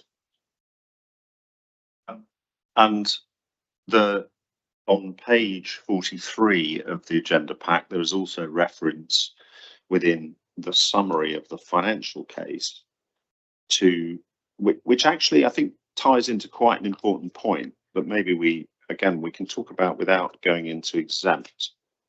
So the financial case is the affordability to the council of the proposals.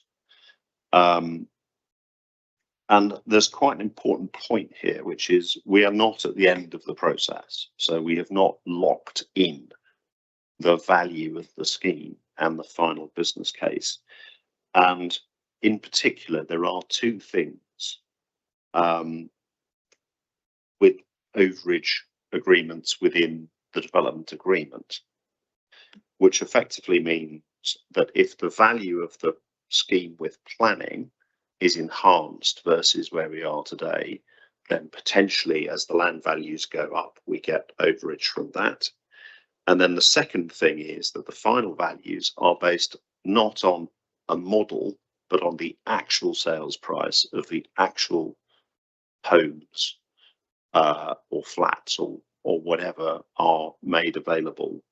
Have I understood that correctly in 1124? So it's quite an important point here that in terms of the actual final financials, for example, and this is not an unknown scenario, if, for example, the housing market in Winchester outperforms the national situation, then the business case could be, or the financial part of the business case could be quite different to what we have in front of us today. Is that, and that we're not tied in now to what house prices and construction costs and interest rates are today.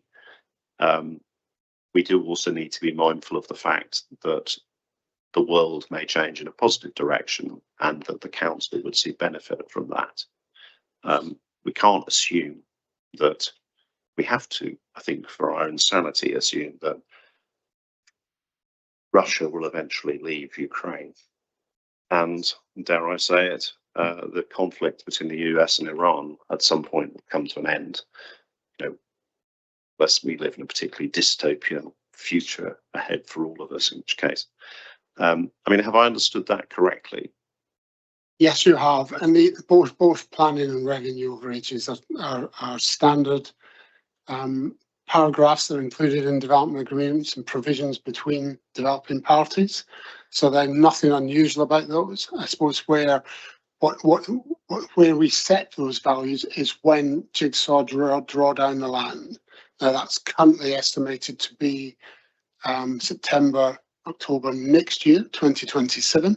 And it's at that point for phase one only, and I would stress that again, for phase one only, that's when those values are actually set and measured from that point onwards.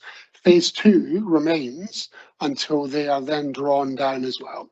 Right, and if I understand correctly, so that we set those values in 27 and the overage clause says, and if then, for example, have I just understood correctly, Jigsaw sells the properties that it's developed and they're more expensive than was originally in the plan, then that's the overage we're talking about here. So the business case locks when the land is drawn down. And again, we may live in hope that that may even be in a better position by next year, although, you know, your investments can go up or down.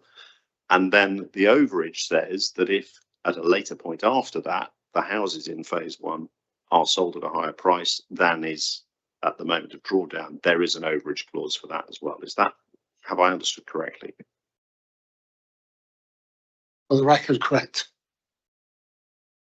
And I suppose the other thing within the financial case that is worth talking about is we've just talked about, for example, M&S, there are the ongoing discussions and the option agreement, the clause that relates to St Clements. There's SIL, and 1125 makes clear that those commercial discussions are not finished at that point. Is that, and again, I think from our point of view, we are looking for something that would be beneficial towards the council. Is that correct? I think it's a question for Mr. Hendy or Mr. Bakey. Both. Let me start it off.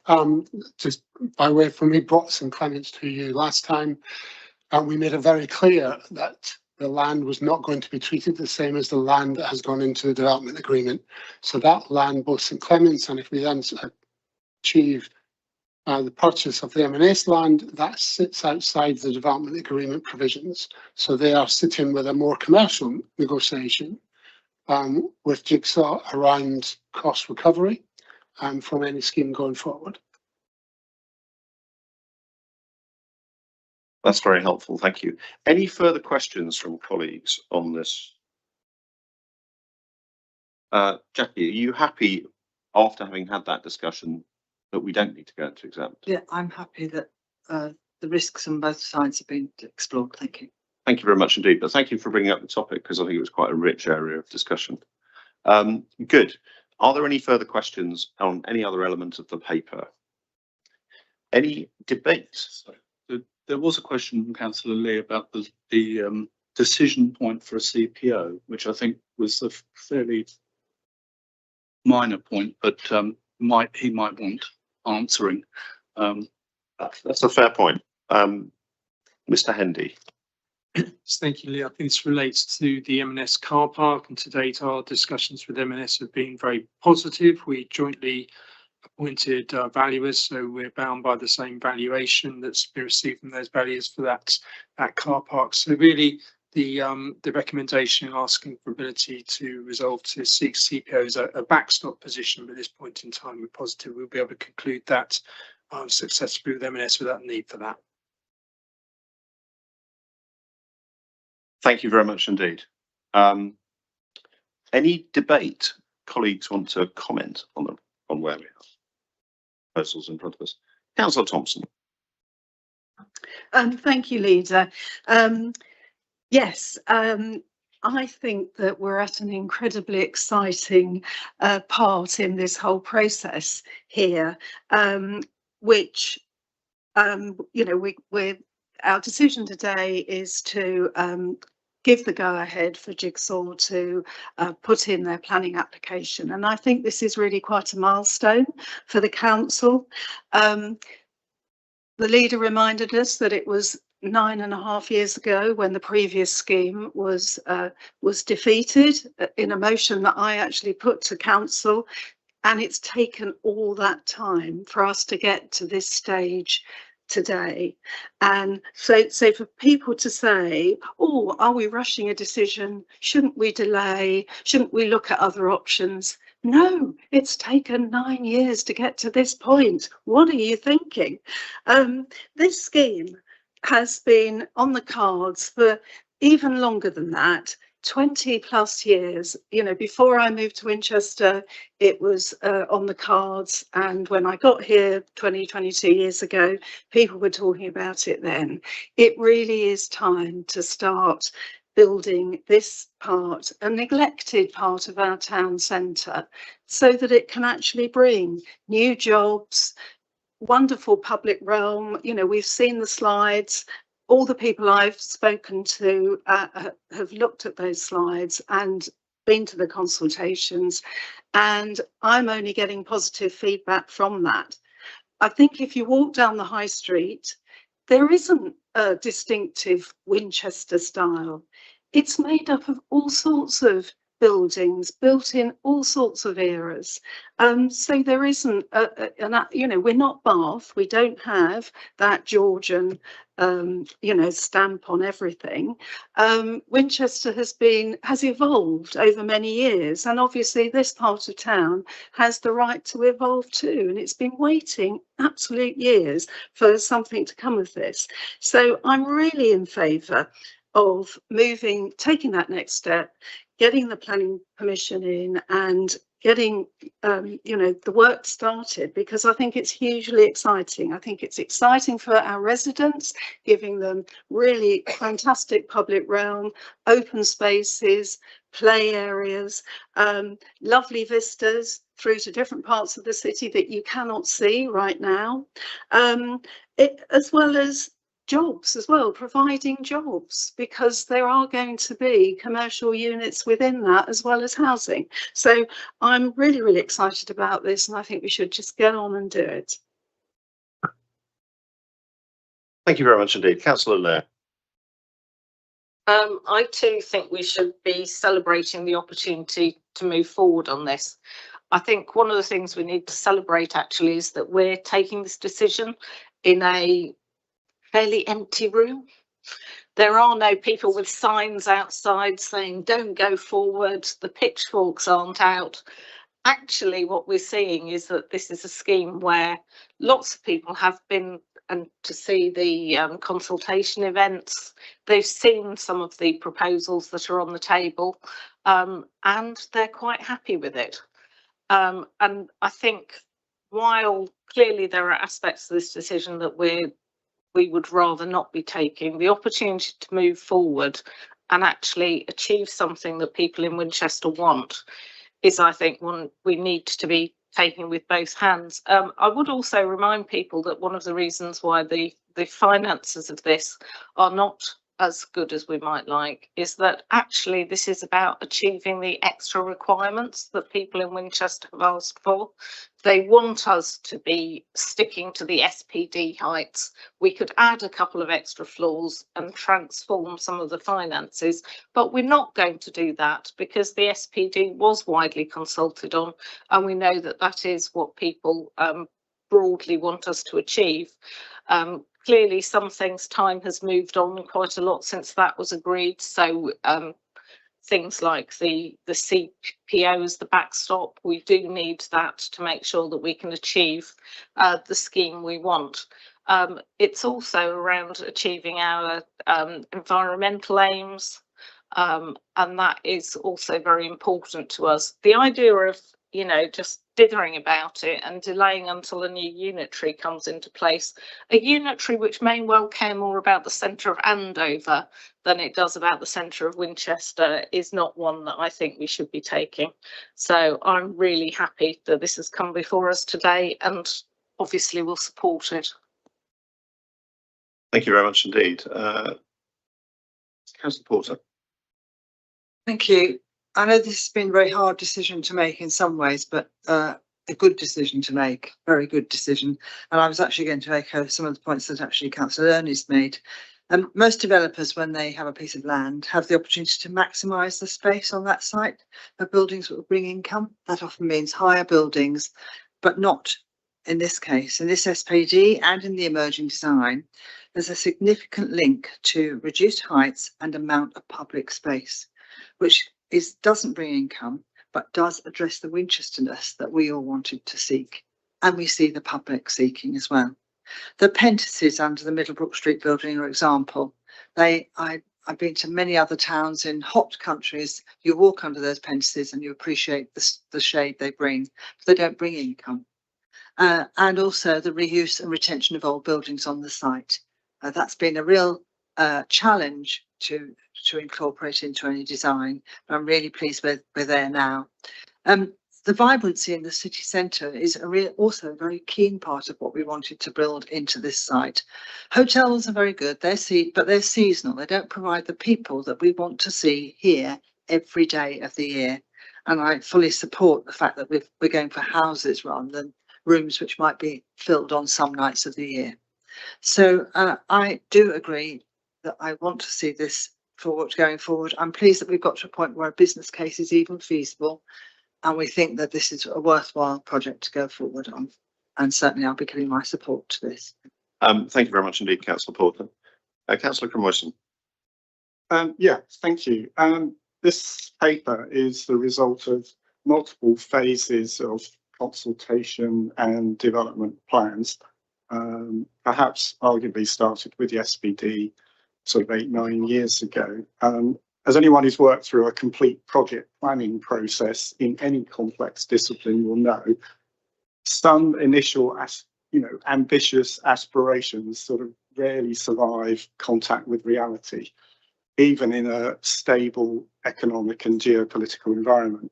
But since 2018, we've had Trump term 1 and the first 18 months of Trump term 2, which has been pretty turbulent in global economic terms, and that feeds through to all sorts of factors that have to be taken into account in construction terms. We've also had COVID, which caused the significant use of QE and the subsequent financial ripples, or waves, in fact, tsunamis, arguably. And we've had Putin threatening Europe. So we've had a lot of turbulence in our geopolitical scene, which feeds through to economies. It is important to note that the decision today is to allow the developer to go through to planning with a plan. The developer has yet still to convince planning that the assumptions made are defensible.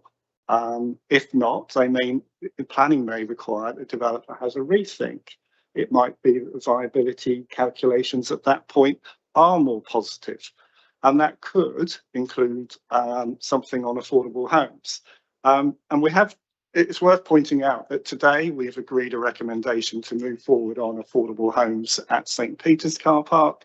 We have another affordable homes project at Bar End, and we have, I think it's about another 100 affordable homes still to come through in Kings Barton.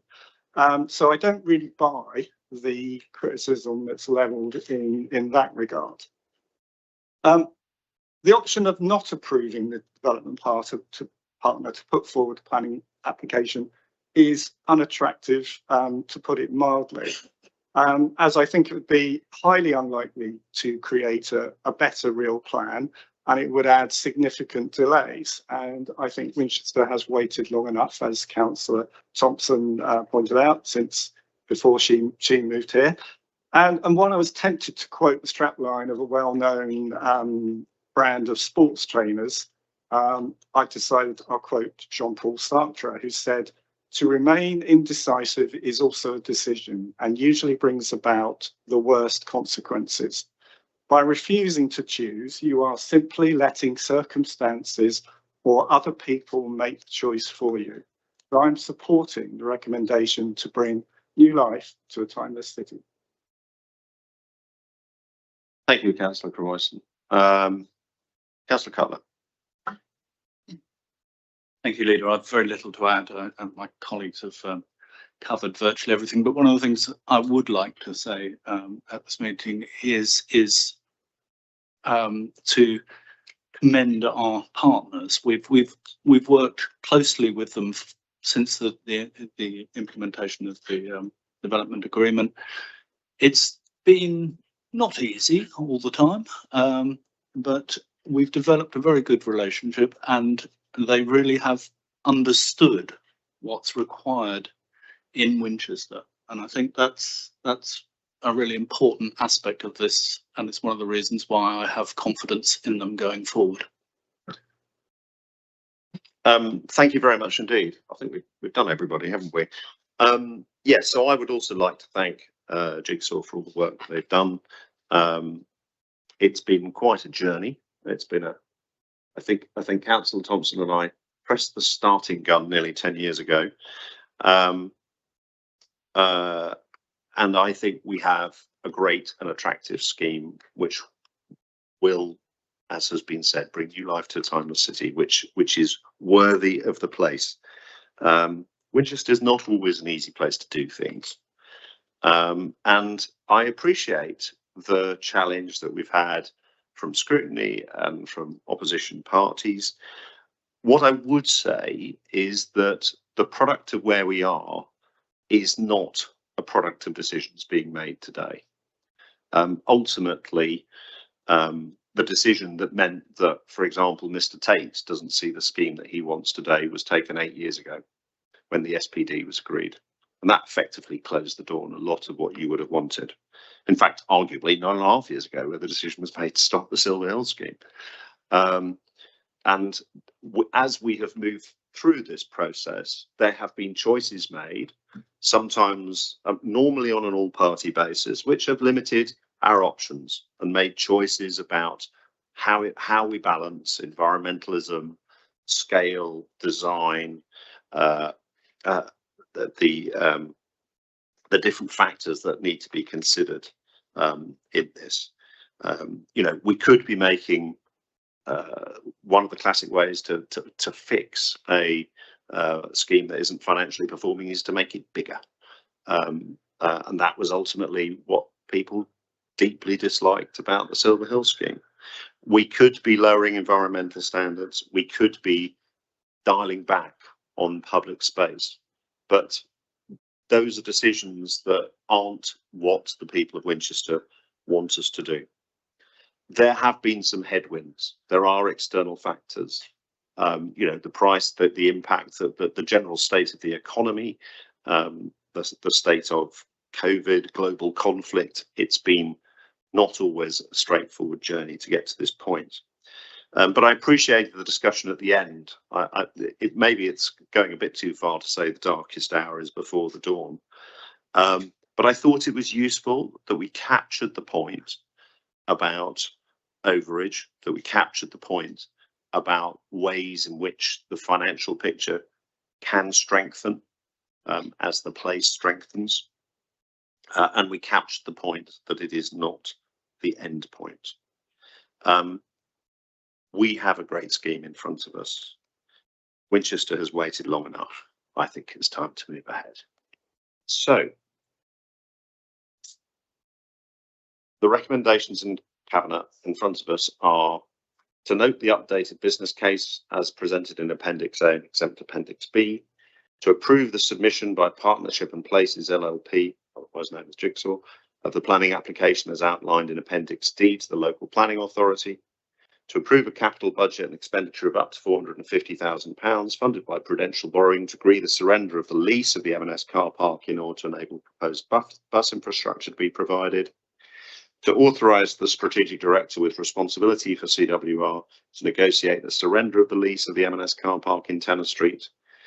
Should negotiations for the surrender of the lease of the M&S car park prove unsuccessful, resolving to exercise compulsory purchase powers to facilitate its acquisition, and authorises the strategic director with responsibility for CWR to do that, and to authorise the strategic director for responsibility for CWR in liaison with the Section 151 officer to continue to negotiate with Jigsaw on the commercial terms within the development agreement to reflect the council's investment in the project. Cabinet, do you agree? Agreed. Agreed. Thank you very much indeed. And thank you to Matt Woolgar from Jigsaw, Nick Wolford 3110 for all the officers involved for the work that has brought us to this point. Particularly, I would say to Ken Bakey and Emma Taylor, of course, who have done a huge amount of the day-to-day work, and it's greatly appreciated. One last item of the agenda, which is to note the future items for consideration by Cabinet as shown in the September forward plan. Are you happy to note that? Noted. Thank you very much indeed. And on that basis, all business is done. I declare the meeting closed. Thank you.